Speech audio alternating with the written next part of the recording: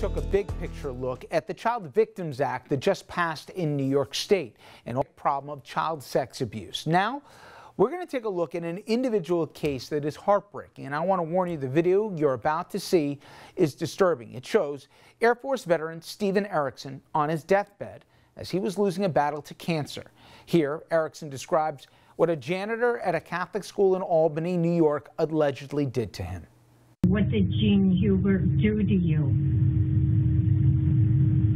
Sodomized me. He sodomized you? Sodomized me. And raped me. And he raped you? And raped me. Okay. And was this repeatedly over and over? Over and over again. Jeff Herman is the attorney for Stephen Erickson. And Jeff, we should note that Stephen has since passed from that terminal cancer. We just went over with Marcy Hamilton the possibly seismic change now that New York hopefully will have caught up with other states in the country in terms of giving victims a voice and not limiting the window when they can come forward with abuse. And we talked about how the average age, believe it or not, is 52 for a child victim of abuse before they'll come forward. Talk about your client and why he decided, literally, in the last days that he had left with us, to decide to come forward and have his voice told, and why he couldn't have done that in earlier parts of his life. Sure, thanks. Yeah, so Stephen waited year after year for his day in court. And he waited, unfortunately, to the end, and he realized that he wasn't going to make it, and that he was never going to be able to have his voice heard and a jury hear his story unless we did something drastic. And what we did was we filed an application to allow his deposition to go forward so that his voice is preserved, which it is now. And so for Stephen, I think this highlights why the Child Victim Act is so important, because it is a measure of justice. And Steve died knowing that his story would be told, that his voice would be heard. And so that was important to him. Literally days before he passed away, he told his story that I will now, in trial, play to a jury.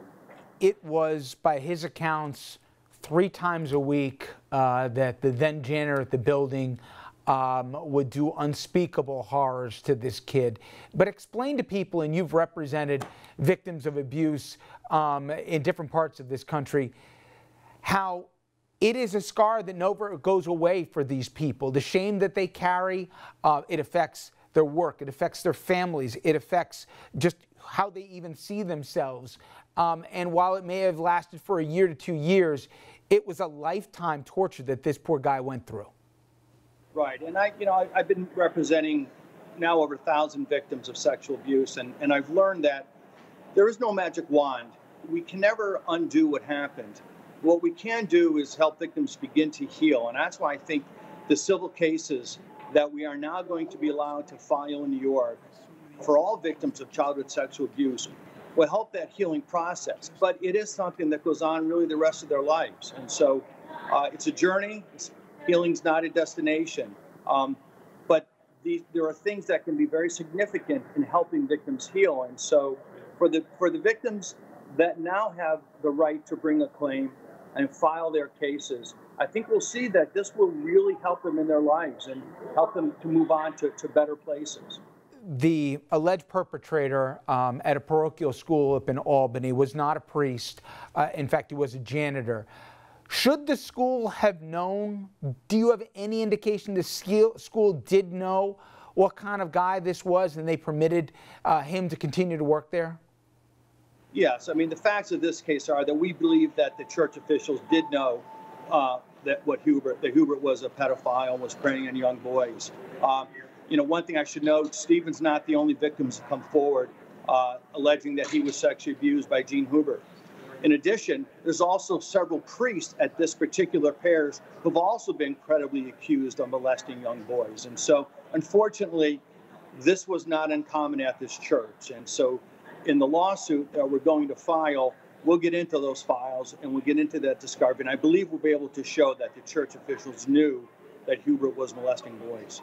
Finally, I'm curious, was there any weight lifted off Stephen's shoulders that he was able to tell his story before he passed? Yeah, you know, I really do believe that when he passed away, he did feel at peace with regard to this part of his life, that his voice would be heard. He was so desperate to have his voice heard. And in his deposition, he actually looks at the camera and he says, I want the jury to know this, and he tells his story. So I believe it was healing. And I commend the legislators in New York for finally giving people like Stephen a voice and allow them to seek justice. Jeff, thank you very much. Good luck with the case. Thank you for your time. Thank you. Bye-bye. And we'll be right back with other legal issues as the panel joins us at the table.